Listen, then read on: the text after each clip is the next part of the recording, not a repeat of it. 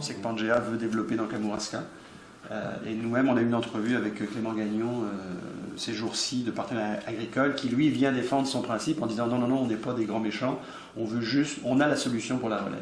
Alors là, on est pris dans un dilemme. Est-ce que la ferme familiale, c'est juste le producteur, sa femme, ses enfants, sa famille, ou est-ce que la ferme familiale, c'est aussi un producteur qui s'associe avec des fonds, comme ça se passe dans d'autres productions, d'autres productions autres agricoles, en fait? En fait, la question n'était pas soulevée lorsque la commission a fait ses travaux, a réalisé ses travaux. C'est arrivé après. Je me suis intéressé à la question. Parce que cette querelle ou ce débat, ça me laisse vraiment perplexe. Et le modèle là, de partenaire agricole, pour ne prendre que celui-là, c'est un modèle, ça, qu'on peut voir mutatis mutandis, là, à l'œuvre dans tous les secteurs de l'activité économique au Québec. Et vous avez une idée, vous n'avez pas d'argent, vous prenez un partenaire. Ce partenaire-là, ça peut être un particulier, un individu qui investit. Et je pense aux anges investisseurs, là, dont on nous parle souvent. Ça peut être aussi une société, une petite société, ça peut être une grande société à capital action, ça peut être une institution financière comme la Caisse de dépôt, et le partenariat avec entre un opérateur, c'est lui qui a la compétence pour opérer l'organisation, que ce soit une usine ou une ferme, et puis un financier, c'est un modèle courant, ça. En agriculture, ça soulève des problèmes. Bon, premier élément de perplexité, c'est que j'ai pas de chiffres. Il y en a combien de ces fermes-là actuellement? Ils ont combien d'argent à mettre? À quel rythme ils veulent investir? Où ils veulent investir? Le où commence à paraître mieux, là.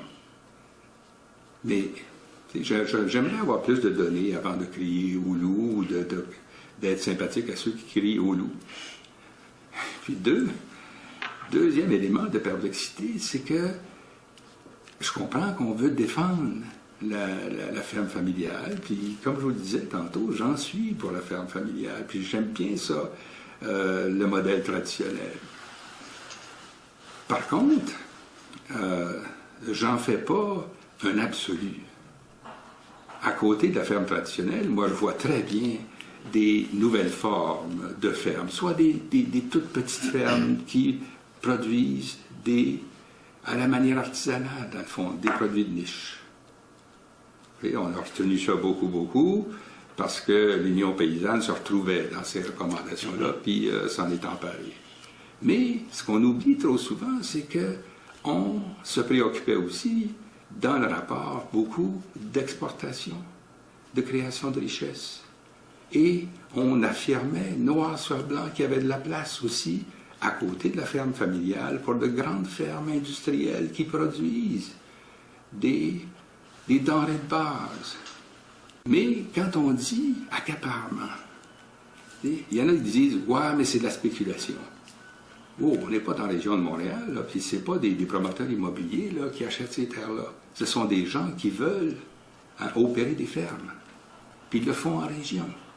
Puis ils le font en misant sur l'accroissement de la valeur des terres à long terme. Oui, j'ai vu des affaires en France. Et puis, ça m'amène à poser sur la question.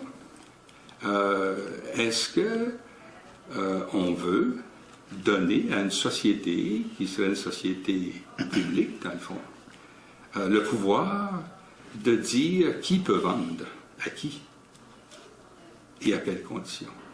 Sa terre. Attention, les terres ici sont les propriétés des familles agricoles, 75%. Puis, est-ce qu'on veut leur imposer de vendre ça à des conditions qu'on va leur imposer aux agriculteurs, au nom de la ferme familiale? Est-ce qu'on veut ça, là? Tu sais, moi, je pose... parce que, tu sais, à la limite, si on poursuit ça, on peut se demander moi, je dirais bien ça. Qui accapare quoi? Notons aussi que le modèle d'un financier ou d'une société d'investisseurs qui s'associe à un opérateur. C'est un modèle qui a ses limites, ça. Même dans les autres secteurs où il est pris pour acquis. Vous avez l'exemple des opérateurs de PME qui, tous les gens qui font du développement économique vous le diront, sont très réticents à avoir des partenaires. Ils veulent être maîtres chez eux.